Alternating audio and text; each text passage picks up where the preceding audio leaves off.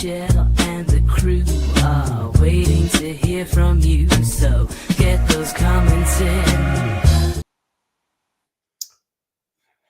Get it off screen, you idiots.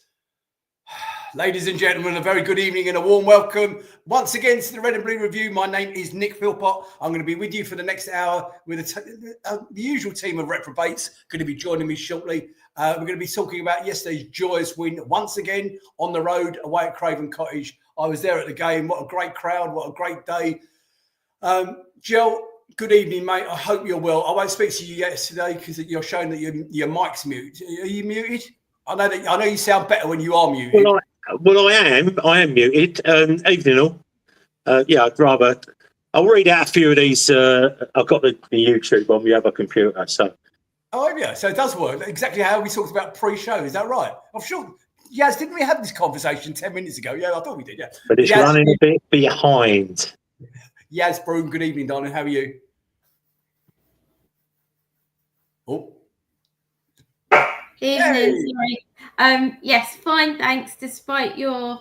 I did not swear at you in the crowd yesterday. Ladies and gentlemen, just to know so you know what she's talking about, she accused me pre-show of telling her two very rude words, and one of them ended off in the crowd yesterday. It was aimed at Noble. It wasn't aimed at you. I hope you're well. Did you enjoy the day yesterday? Yes, I did. It was brilliant.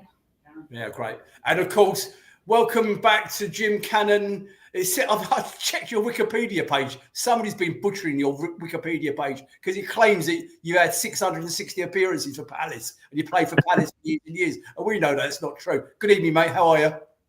I'm all right. I've never looked at Wikipedia. What is it called? Wikipedia. Wikipedia. Don't know nothing about it. So, I don't do social media. I know you don't, mate. Well, you do because you're on here now. And ladies and gentlemen, you can also see that we have a special guest joining us, another special guest joining us. And there is a reason why he's here. Yes, I know we are a Crystal Palace podcast and we pride ourselves on doing everything Crystal Palace. But this fella that's joined us on screen, his name is Sam Shesseline. Have I got that right, Sam? Yep, spot on. Sam Shesseline. He's a supporter, a lifelong supporter. Yeah, age of 12, actually. First game, my parents weren't really into football, so I sort of took myself along when I was old enough to get the bus up to Elm Park. From about the age of 12 years, so over 30 years, Reading fan now. A lifelong supporter of Reading Football Club. Ian Noble, I can see out there, Damo and Paul and everybody. I can see you all out in the chat. So there is a very good reason why I've invited Sam along to join us at the top of the show. We will get on to yesterday's game. Yaz will be taking care of all the notes and all that, the talk about the game a little bit later. But I just wanted to deal with Sam and the issues at Reading Football Club. And the reason I've suggested Sam coming on is because those of you who've been supporting Palace a long time, you will know that the predicament we got ourselves into, two administrations very nearly went out of business. Thanks to 2012, we actually got away with it because of the marches up to Lloyds Bank and everything else. We were very close to being in the situation that Sam and Reading Football Club find themselves in. And I just thought it would be what I'd like Sam to do is tell us a little bit of background behind what's been going on and your chairman, Dai Yong, or whatever his frigging name is, the parasite, because I am aware of it because of our colleagues at the Price of Football have been keeping us up to speed with it. Perhaps you could do the same. Yeah, thanks so much for having us on for starters. I guess, this all came about. I put a shout out on Twitter, and I suppose our Michael Elise connection. We got lots of Palace Reading connections. Michael Elise's one, Steve Coppell before him. So it's always felt that there's probably been, in the world of football, a fairly good relationship between the two clubs. And I live fairly locally too. So reached out, and actually there was an amazing response from Palace fans. My big ask really was to see if we could get some signatures. That was the plea really. We got a parliamentary debate that we want to be had about the state of affairs, really to put the spotlight on our terrible owners and our terrible situation. Feels like a last roll of the dice. A lot of Reading fans are desperate. And I guess the reasons why we're desperate is it feels like we got a ticking time bomb. A lot of fans, myself included, feel like there will be no Reading Football Club come the end of this season, which is crazy to think about. A club that was in the Premier League 12, 13 years ago, potentially going to the wall. There's been other clubs, likes of Bury, Macclesfield, that have been there. But, I think a ex-Premier League club being in this situation, things are pretty dire. So really quick potted history, and really the mission is just to get as many people outside of Berkshire and outside of folks who wear blue and white Reading shirts to understand what's going on, because I think the more spotlight and pressure we can put on the governing bodies, the politicians, and ultimately the owners that are completely absent from their duties, the better. So really quick potted history is 2017 we were taken over by Dai Young and his sister. So wealthy Chinese business people, they made their money converting air raid shelters in China into shopping centres. And they clearly are gamblers. I think they took over Reading literally at half time of the playoff semi-final against Fulham. So they probably paid over the odds for a champ club, under the odds for a Premier League club, didn't get promoted. And then years of mismanagement followed. I think, they did spend a lot of money. I think we all questioned it when they're paying, 7-8 million for the likes of Sonny Aluko. We never were run like that under John Medeski. We were always almost the model club around, teams. We were like the blueprint for teams that were run well, managed within our means. And we eventually got, to the Premier League, first time in 2006 with Steve Coppell at the helm. So anyway, these guys came in. I think partly it was their advisors. They had the, super agent, Kia Georgiban, who was advising them. We were spending money on ridiculous players. That was never really the Reading model. And anyway, after a long time of throwing money about and, chasing the dream of the Premier League, it became clear that they lost interest. And, what's basically happened and transpired over the past few years is we've had 18 points that have been deducted for various financial misdemeanors, not paying wages, not paying HMRC and all the rest of it. We had our women's football team who were once, a mainstay in the WSL. They were defunded. So they basically got kicked out of the league. So they've gone from being in the WSL, got relegated to the Championship, and now they're paying, I think, in the 6th or 7th tier of women's football. We have 5 players contracted to the team come the end of June. And that's, that's including academy players as well. Our team is made up of, free transfers, academy players. We haven't spent a fee on a player since 2021. The list goes on. The pitch is in a state, apparently we can't pay to keep the floodlights or the lighting on to grow the grass. So Birmingham fans were moaning about it yesterday. Yesterday was a prime example of the disparity of football. We got a team made up of frees and academy players, facing Birmingham City, who've spent over £30 million. And earning a credible draw as well. Yeah, and that's the thing. And do you know what's really strange about this situation is, as much as we all love the team we've got, the connection there with the team and the fans is great. We've lost the manager that kind of brought everyone together. He went to Hull. Noel Hunt, he was obviously a club legend and played for the club, stepped up, and he's kept things going. And it's an absolute miracle that we are, within, a stone's throw of the playoffs. But in one way, I don't know how good a thing it is. With the gambling owners that we've got, part of us are feeling that whilst we're in with a chance of a playoff, he's holding on to Reading as an asset, thinking it could be worth more, on the rare chance that we actually get into the playoffs and then get promoted. So in one respect, maybe being close to the playoffs, which is a really perverse thing to say, isn't doing us any favours. And I think it's also probably stopping a lot of Reading fans taking action in terms of getting on the pitch and getting games called off, which is the one thing we've probably done, which has actually got mainstream media coverage. Because, a lot of the big news organisations haven't really covered the story. And it does feel like, all of this awful stuff that's going on is really, just known inside of, Berkshire and not too far outside, which is great. It's great to speak to you guys. Sam, just to let you know, I don't know if I said it at the top of the show, but I said it pre-show that we're very close. We've got good contacts with the Price of Football, and I've been kept up to date with what's going on through Kieran Maguire, listening regularly to their podcast. And I was actually in touch with Kieran Maguire today with reference to your club's plight. And the reason I said I wanted to do this is because I still view us. I know we're in the limelight at the moment. We're having the better time of it, but we are 2 clubs of very similar size and stature, really. Yes, I know we're a Premier League team at the moment. Ladies and gentlemen, for those of you watching the pod, there is a petition link on your screen. There's also a petition link gone through on our comments page.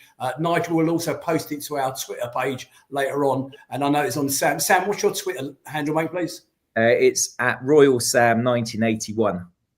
At Royal Sam 1981. Please get on there. Please give it a comment. It's a very strange page. I actually questioned Sam on it during the day. I said, as soon as you put your details on it, the screen clears. But you're quite right, Sam. It did register because I got an email confirming that it registered. Anyway, I spoke to Kieran Maguire for you on your behalf this afternoon.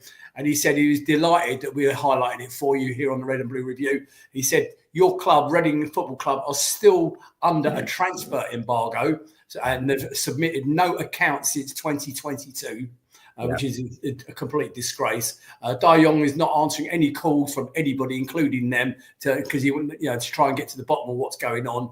Wages have been paid, okay, which is the good news. Wages have been paid, but he said, let's find out and see what happens at the end of February. Yeah, because I'm not convinced that they will be. No, and that's Kieran Maguire. Kieran, if you're watching this, mate, I appreciate your thoughts and your time today. I'm very grateful. And sorry, Sam, you were about to say? Yeah, and I think we were talking briefly beforehand, weren't we? I think, we've been funded largely by the Elise sell-on fee that's covered us for many months this season. That money ran out. So I think we got to January, we flogged our best striker, our only recognised striker. Sam Smith went to Wrexham. And again, the perverse thing is we've sold our only recognised striker, who's banging in the goals for us, and our best central defender. And Reading fans are seeing that as a positive versus the transfer window the year before, which is how low the bar is now as a Reading fan to go, oh, actually, that's not too bad. We've lost our two best players, but 2 rather than 6. We just don't have depth to lose. And I think that the real worry here is that there is no way, as we found, for these rogue owners. So this isn't just a problem with Reading. There's loads of problems, clubs up and down the country. There is no way to basically oust a dodgy owner from your football club.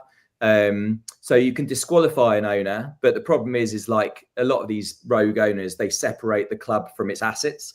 So Reading could get disqualified, and a lot of Reading fans think that's the right thing to do, and are putting pressure on the EFL to do that. If you get disqualified, the owner's got 28 days to basically sell the club. If that doesn't happen, then you can get kicked out of the league. You get kicked out of the Football League.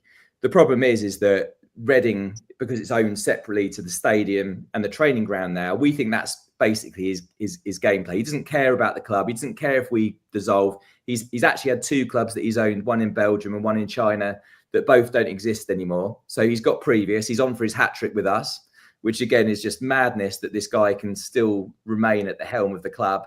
And equally, administration, which I know was a route that Palace took, he would need to trigger the administration, which again, we don't see him doing. And even if he did, he's still got the protection of having the stadium and the training ground as separate assets. His business is basically repurposing retail estate, as we've seen in China. And Sam, I want to come back onto your real estate issue in a second. Jill.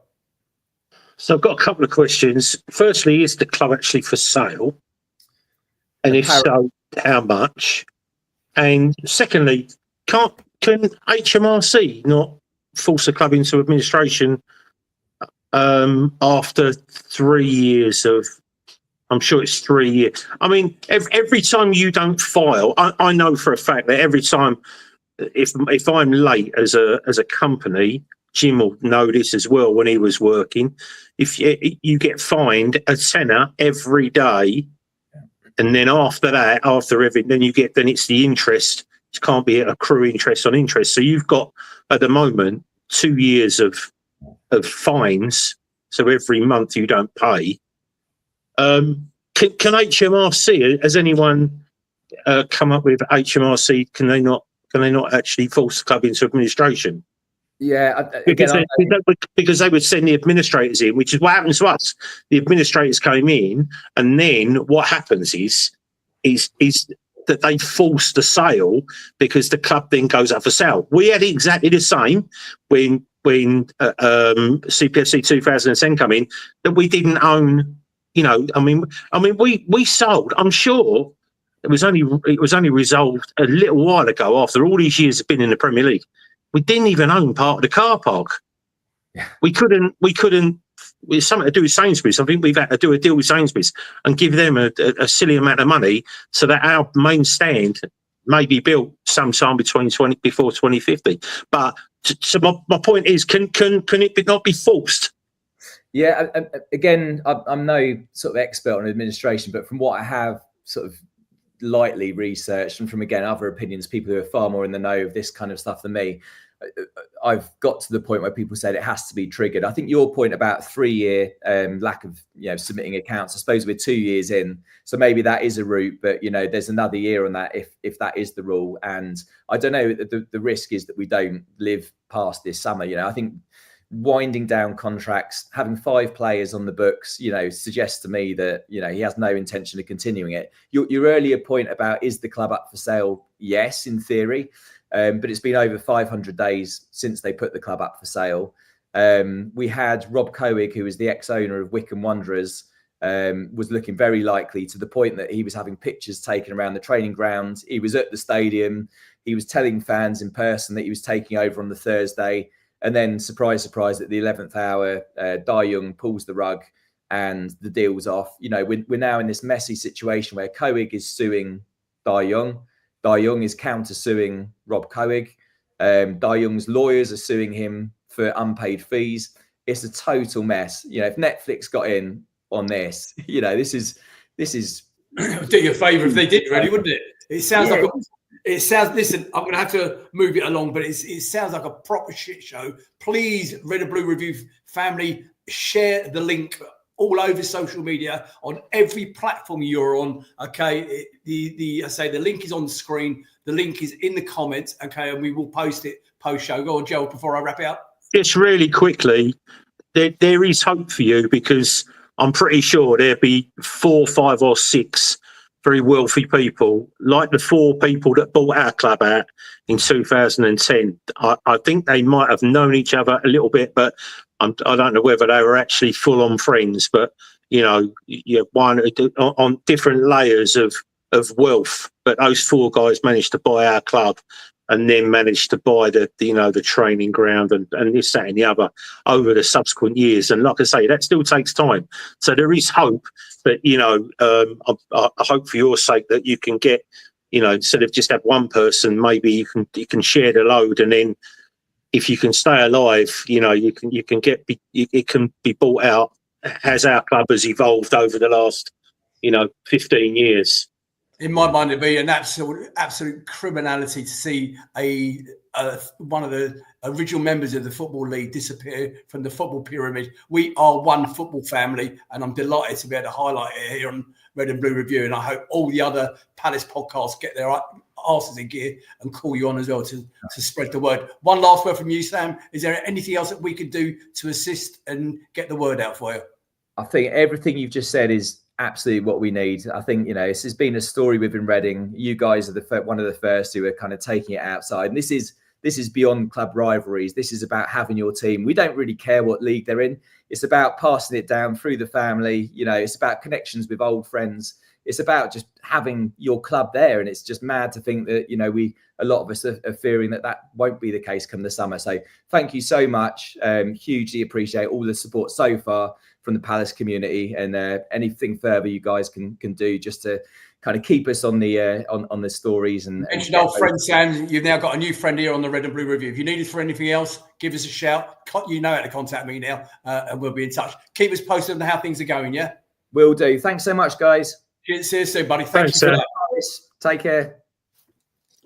Right, sorry about that. I remember those days, Nick. They're sad days. Know exactly what they're going through.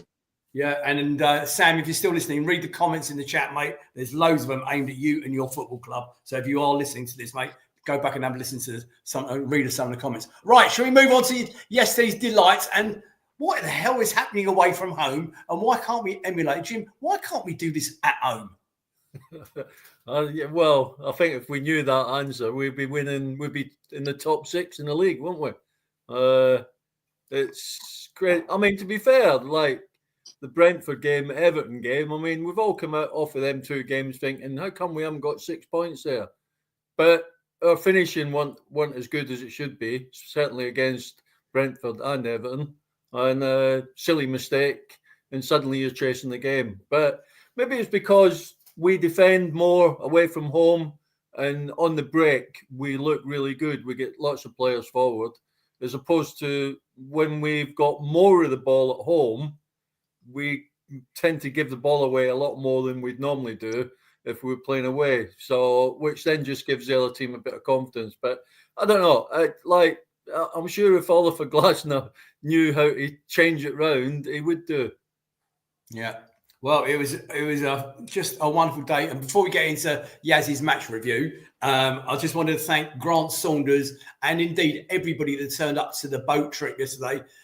We left Festival Pier, went up and down the Thames loads of times and ended up at Putney Bridge. It was a great day. It was one of the better ones. We were back on the old ship, the slightly smaller ship with more staff, and it worked. So if any of you were on there, Sam, I can see your comments in there, mate. Make sure you read the comments above because there's some aimed directly at you, my man. So it was a great day on the boat trip. And to the young lady that was on there that really wasn't feeling very well by 11:30, I'm staggered to hear that you actually made the game after what we witnessed on board.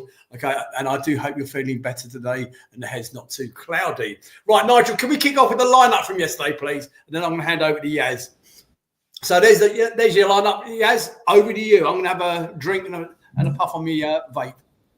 Okay, thank you. Yeah, so that's the lineup, and there was just one change where Eze came in for Devaney, which I think we would all agree is the right decision, and through the game we saw that it was.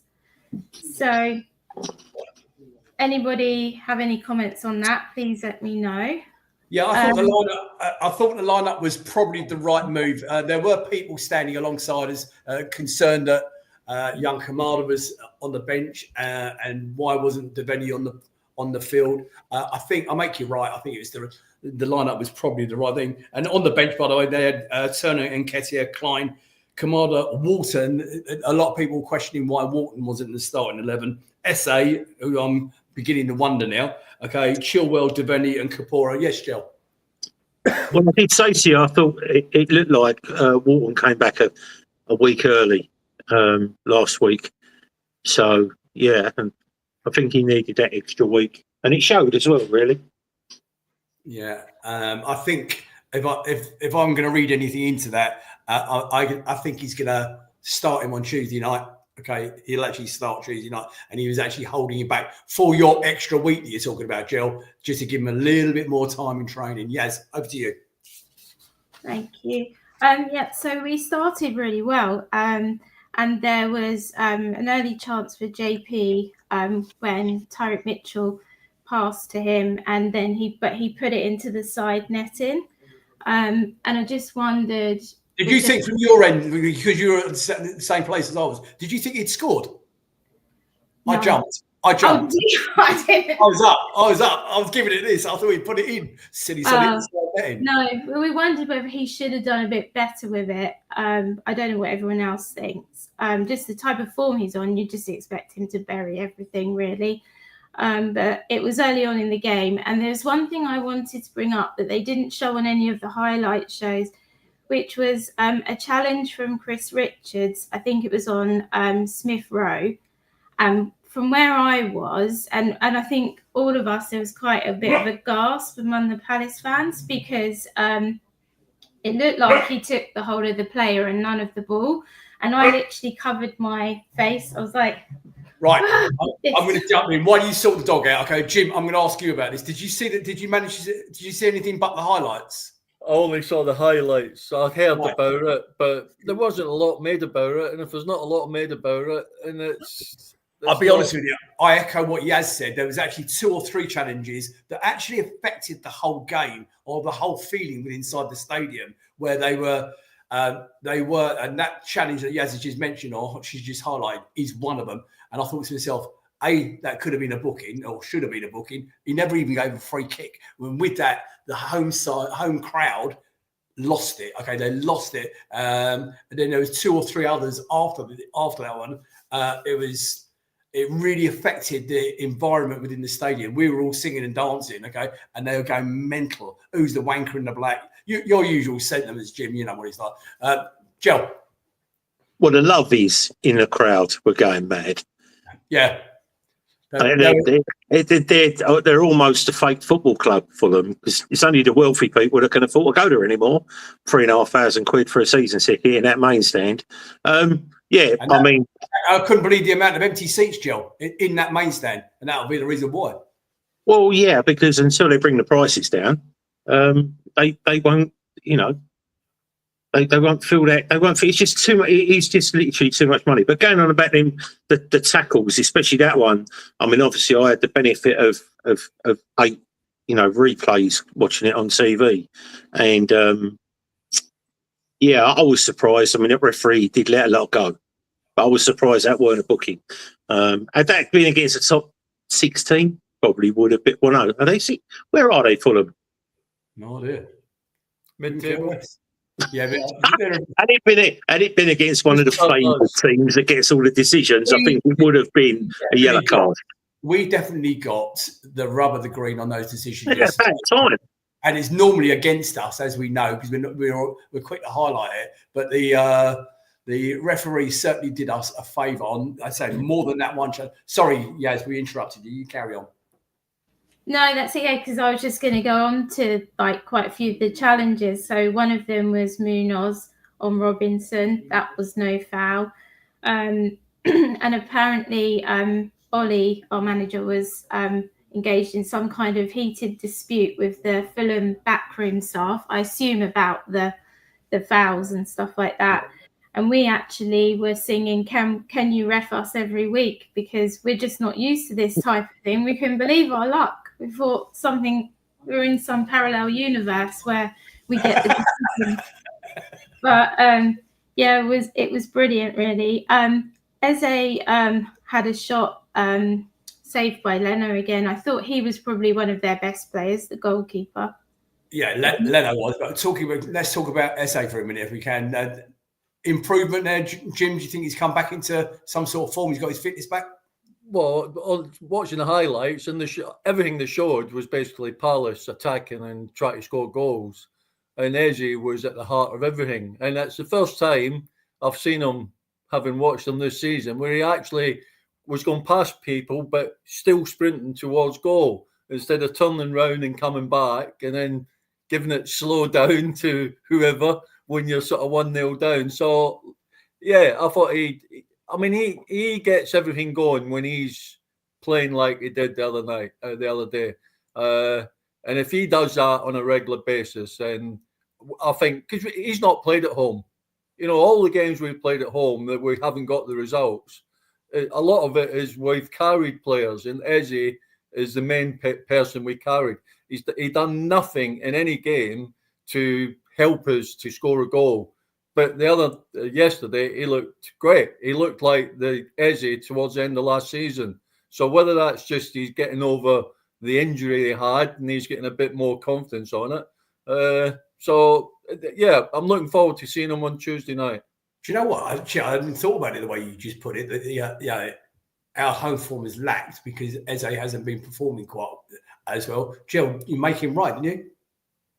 Yeah, but we've said that before, haven't we? That if Eze doesn't fancy it or he looks off, get Devaney on, because Devaney will just go forward all the time. So he's got as much energy. He may not have enough, as much skill, but he can certainly hit one as he showed yesterday. But we've got options now. But like I say, everything almost. If it didn't go through Hughes, it went through Eze. I know. I think the one clip from the highlight show that I saw this morning, there was one clip where he had 5 players around him. Okay, and it was just like beautiful, and he laid it off to whoever he was. It was fantastic. Again, Yaz, over to you. Yep. So yeah, I think Hughesy had another foul which upset the Fulham fans, but we got away with that one as well. And then it was on about 37 minutes when Hughesy went up for the corner, and from where we were standing, we thought Max had scored it, and we were just going mad. We saw him head it in, but then people were saying that it was actually Anderson that scored for us again. As it bounced off his head into the net. And one of the things before that goal was there was a foul leading up to the goal that the Fulham players were still really mad about. So, yes, we definitely had Agent Anderson in there yesterday, for sure. It was there was plenty of shithousery going on in and around the pitch yesterday, and it was filtering back to the stands, because by this time they are going berserk. I mean, you could actually physically see the players on the pitch are now rattled. The Fulham players are absolutely rattled. I mean, Joe, you watched it on telly. Could you actually get that feeling from home? Yeah, I mean, the thing is, I think they've done all right this year, Fulham, and I think teams that are doing all right generally get looked after by the ref. But this ref has come in, and for minute one, he's let a few things slide that most other referees wouldn't, and set the tone for the game. I mean, look, if usually gets 2 kicks, maybe 3, and then he gets a yellow. But he was allowed to just kick away yesterday. Even he was just like, all right. Well, where's my card? Nothing. So I think it set a tone. I mean, it wasn't just one-sided. It was not just one-sided. They were snidey. There was a lot of stuff going on from their players. I can't remember his name. One of the midfielders. There's 6 fouls in the first half. Not a word. So, like I say, the Toffs, they can have a little bit of a whinge and a moan, but I don't think they had. If you don't have a shot, a proper meaningful shot during 95 minutes or 98 minutes, then I don't really care how much you moan. You mentioned Hughesy. Jim, Hughesy's on 2 more, and he's on a 3-match ban. 2 more, because he did get his usual card. 2 more yellow cards, he gets a 3-match ban. And then I think is another 4 more after that, he gets a 5-match ban. We're in a better position now, aren't we, that we've got options off the bench. So even if we did lose him for a couple of games, we'd be okay, wouldn't we? Yeah, I mean, you can't take his aggression away from him, because that's what makes the player, and the fans love him for it, and he's probably been our best player. But yeah, you've got 3 or 4 players now that we can call on in the middle of the park, and I know we would miss him, but if Wharton, we mentioned Wharton earlier. I mean, Wharton, there's no way Wharton was going to start that game, because he played a tough game against Everton. And he's been out for so long, and it would be foolhardy to expect him to play 90 minutes every game. So the manager proved right that he didn't need him yesterday, just brought him on last 10, 15 minutes, whatever. And the more game time he gets like that, the better it will be for him and for us. So yeah, as far as the midfield is concerned, I think we're fine. Like if we lose Hughesy, we've still got 2 or 3. Devaney, we got obviously Wharton, Lermer's doing his usual job. So yeah, we'll be all right. We miss him, but we'll be all right. 2-match ban on his next yellow. I've just been corrected in the chat, and it's a 3-match ban when he gets to 15 bookings. My apologies. And before I hand over to Jill, ladies and gentlemen out in the chat, I would like to know, we've highlighted Hughes and what an immense player he's been recently. What a great game he had yesterday again. Who was your man of the match yesterday? Who was your man of the match? Put it in the chat and we'll have a look at it in a minute. Joe. If you don't say Hughes, you're blind. So just quickly, what we've got, which we haven't had for such a long time, and I've said it a few times now, is we've got squad rotation. That's what we've got, Jim. Well, haven't we? We haven't had that. We have. Tell you what, I can't remember in 20 years ever, 25. Go right the way back through. Can't remember us ever having squad rotation in the midfield ever. And I think as soon as Nketiah gets off the mark, I think he'll start scoring as well. And we'll have the same nice problem about players coming on, and But I'm just so happy that we've got legit. I mean, we've lost Decore for the season plus, and we're not worried about it. 2 seasons ago, it would have destroyed us. So, sorry, Az, we keep going on. Before you carry on, have you seen all those comments in the chat with the man of the match? And I meant to we talked about shithousery earlier on. Did you see Mateta defending? They were defending. We were attacking. He's in the box and he's shoving Anderson around just to wind him up, just to get under his skin a little bit. Okay. Then the referee's gone over to Anderson, had a quiet word with Anderson, pointing at Mateta and obviously said, leave it out. So Mateta's walked away, okay, and as the referee's backed off, okay, he's gone back up to Anderson and gave him another little dig as well. And Anderson's standing there saying, what's going on? I mean, you could just tell it was starting to bother him. Carry on. He got bullied. He did. Yeah, that was brilliant. I mean, after that, I mean, not much more happened in the first half, really. I think we were really confident. It didn't look like Fulham was ever going to do anything to us, not in that half, anyway. And then in the second half, I thought that they came out slightly brighter at the beginning, but it didn't really last very long. And there was another really good challenge by Max. And then came the build up to the goal, which was Ebbs. And he did a brilliant back heel flick to Mateta, which was just, when you watch it back, it wasn't really that evident when we were there how good it was. But when you see it on TV, it was absolutely brilliant. And then through to Mateta, who then goes and buries the goal. And we were all going mad. All of the Fulham tourists were taking pictures of us celebrating and everything. But then came VAR. And I think when you were standing there in the view we had, it didn't look particularly offside, although some people were debating it. But when you see it, it probably was the right decision for it to be offside. But it's such a shame because of Eze's contribution. It would have been a fantastic goal just for that alone.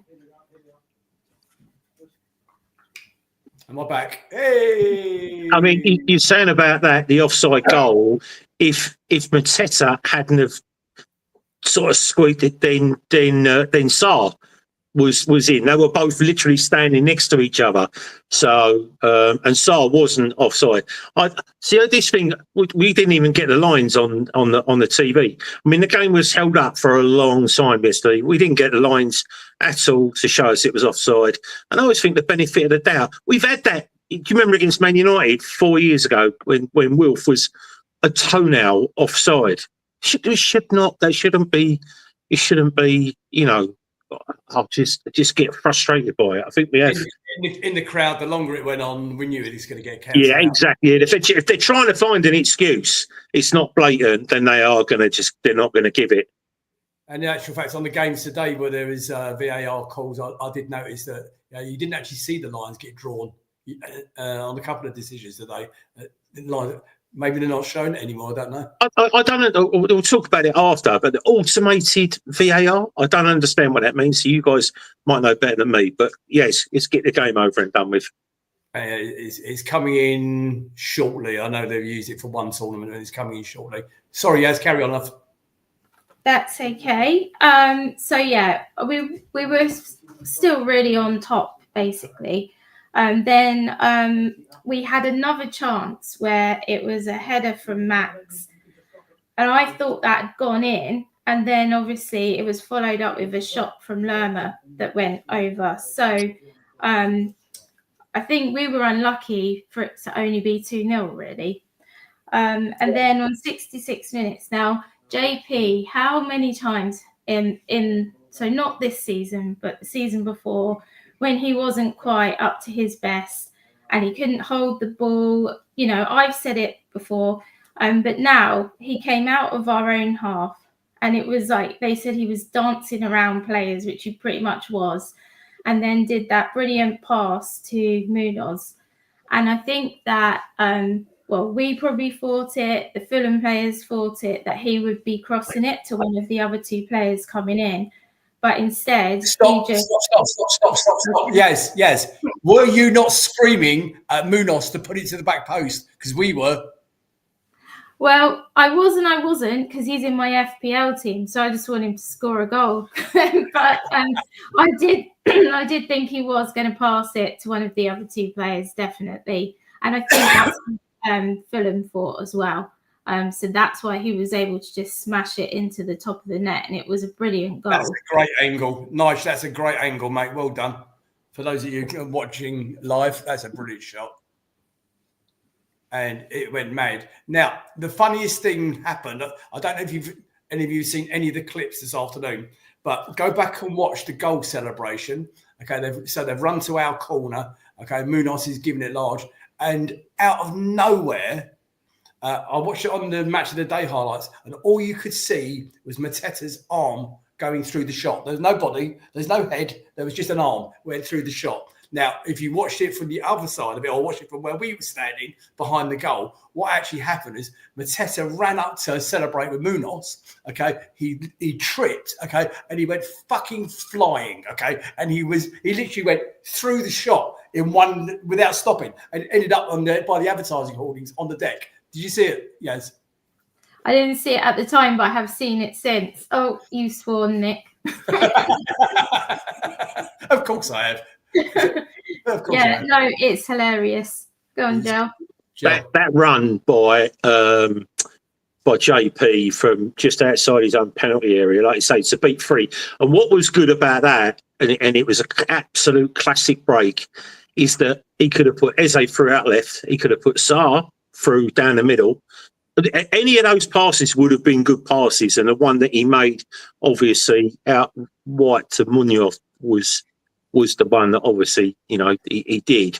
But the good thing is that the support that he had 3 players in front of him. At one time, I think when he crossed over the halfway line, we were 4 against 3 on them.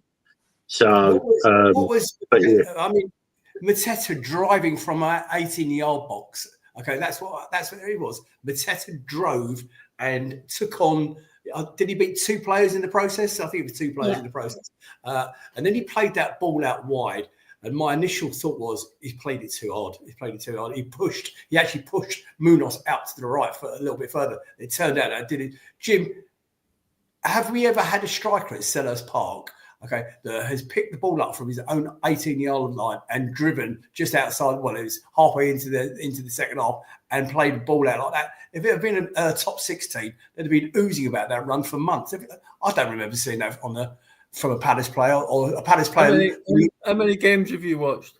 Oh, mate, I saw you when you were still in nappies, so there's your clue.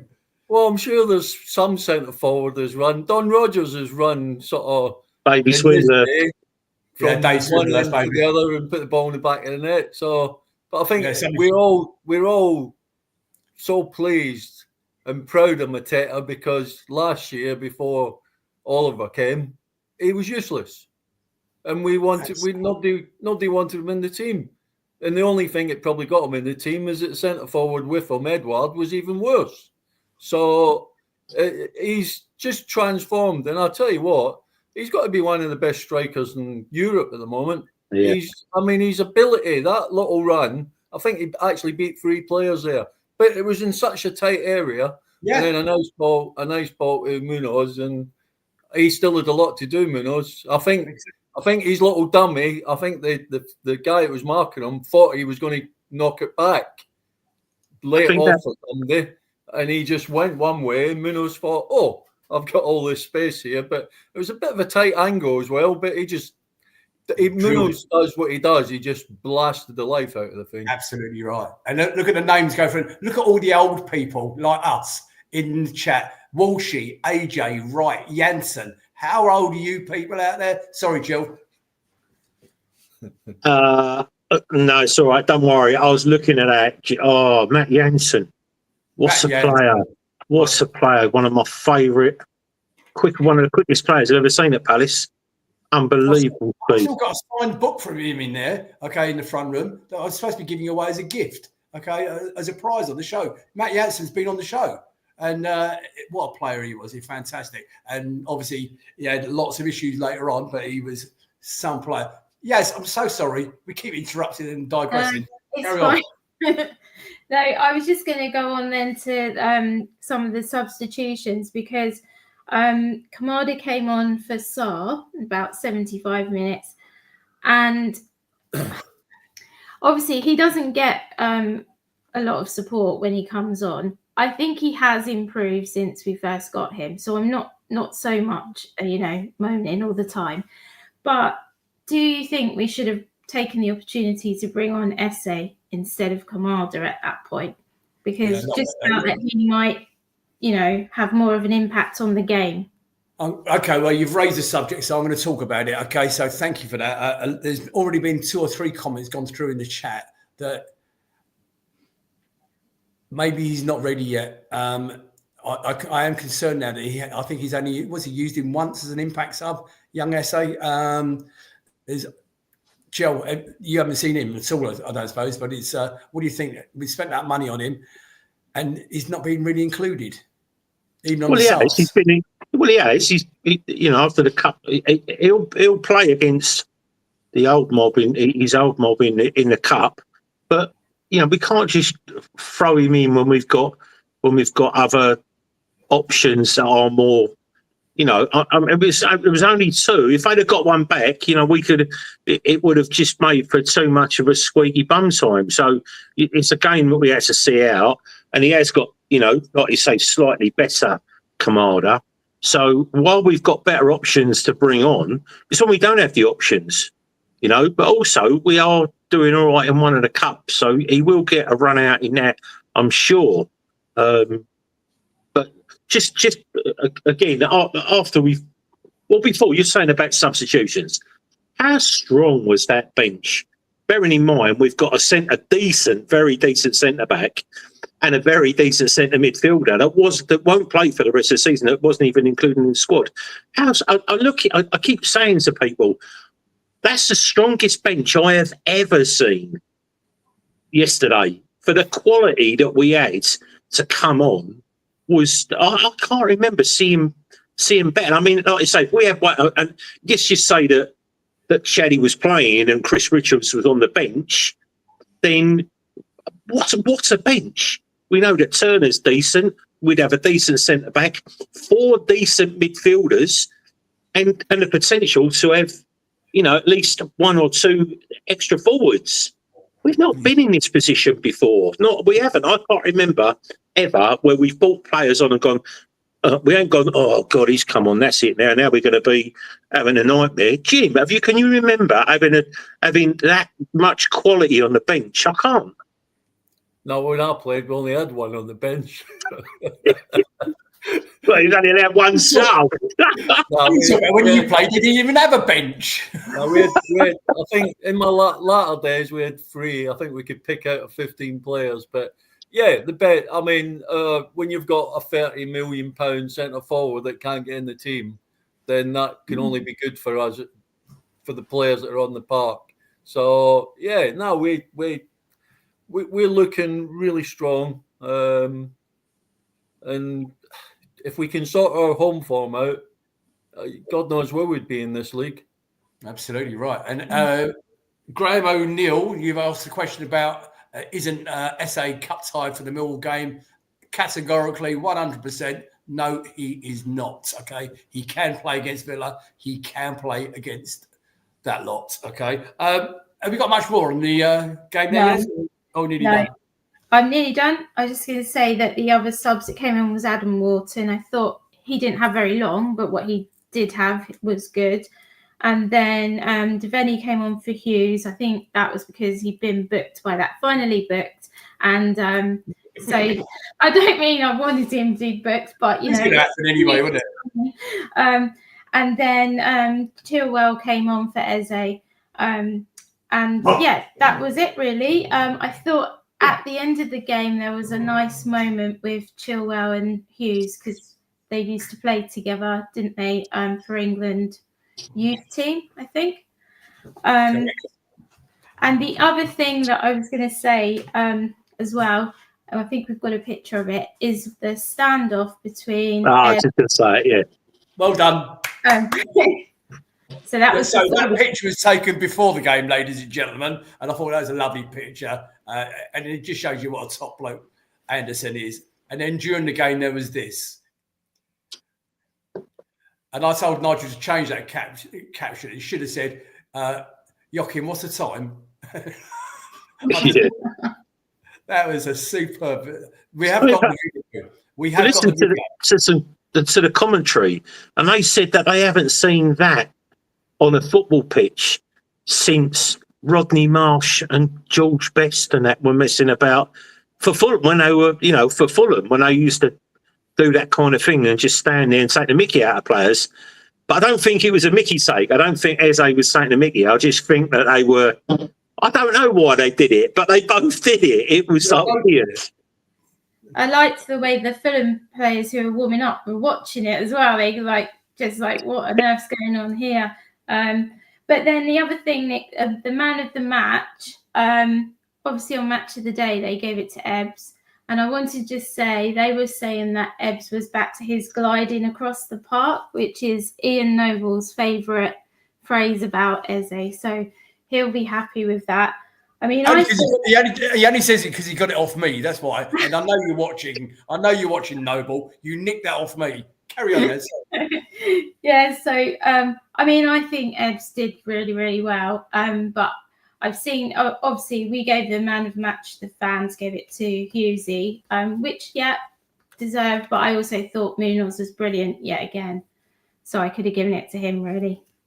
Well, Yasmin Broom, that was your first go at the match review, and I think you've done a brilliant job. And I'm sorry we kept interrupting it. Okay, so I'm going to move on, if you don't mind, to Lone Watch and just run through these and the other results.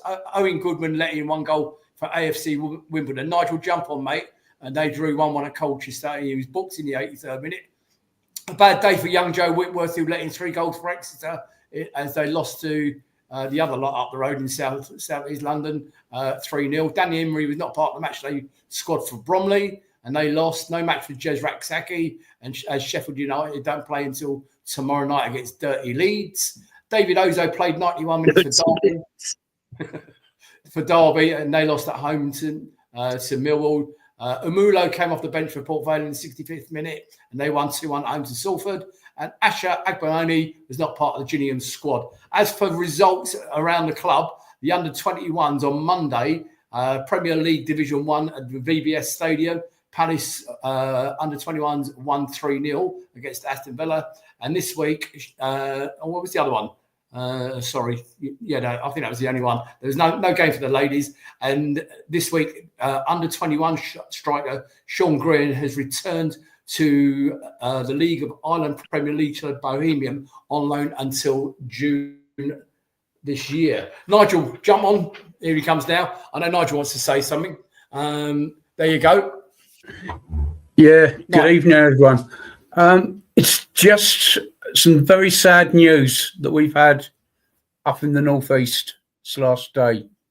One of our fellow exiles, a guy called Michael Johnson, he sadly died yesterday, suddenly, completely out of the blue.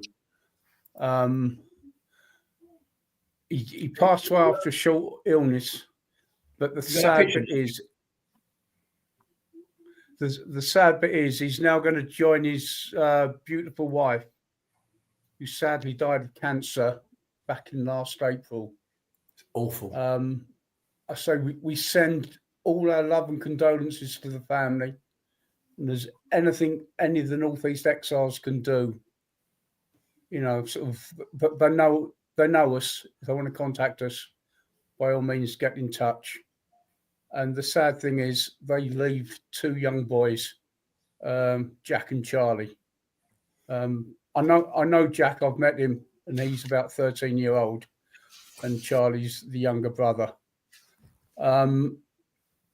We play Newcastle at St James's Park in April.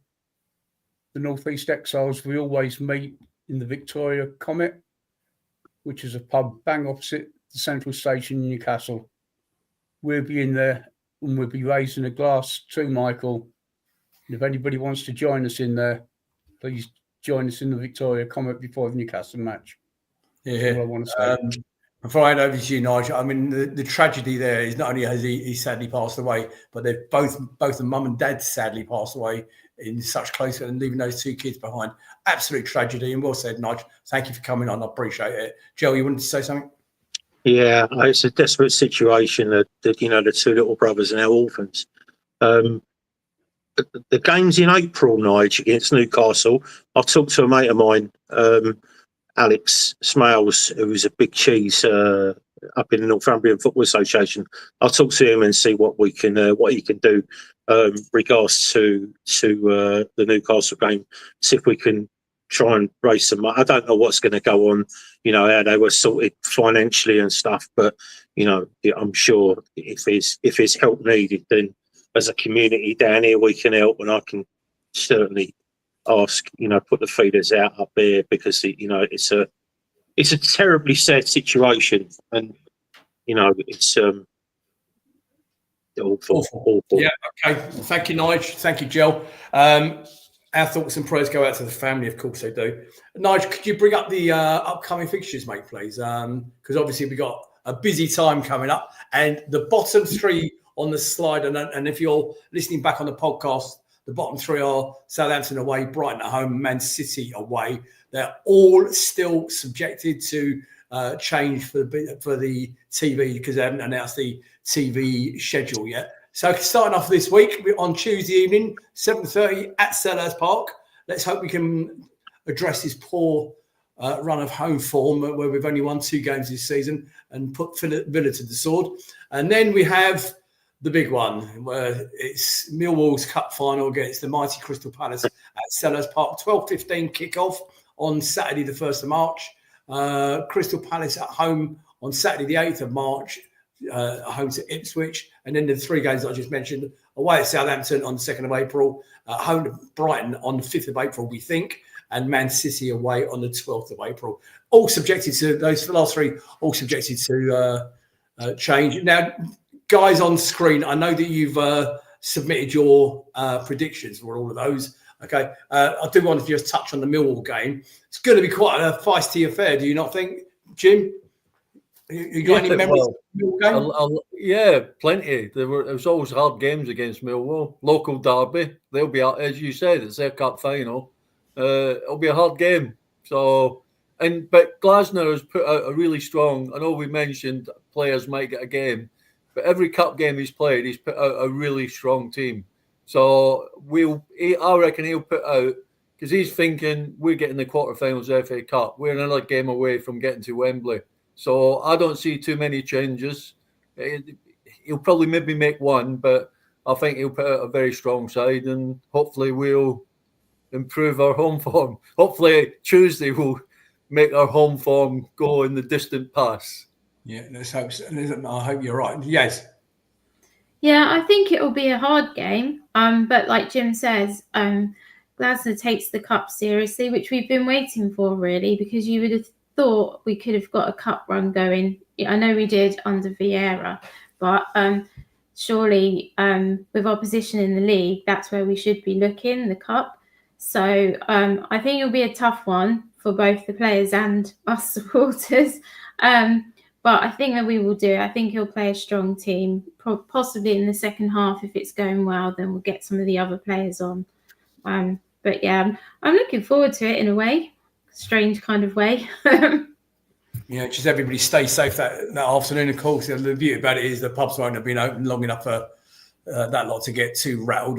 Joe, your thoughts on the Millwall game? Yeah, I mean, I'm not going to go to it. I need to go to a family event. But yeah, I'd be wearing my brick-proof bobble hat if I was going.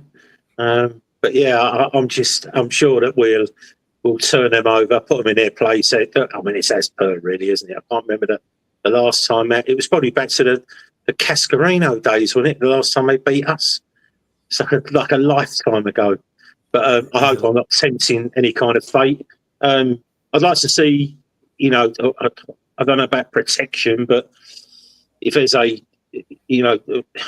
don't play Eza, play Esse instead.